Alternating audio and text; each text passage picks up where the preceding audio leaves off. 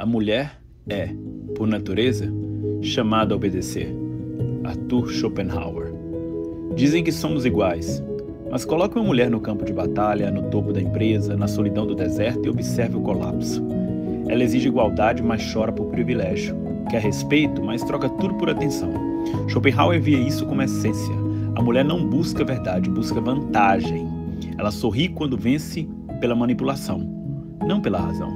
E você aí, tentando conquistá-la com flores, quando ela só respeita o predador.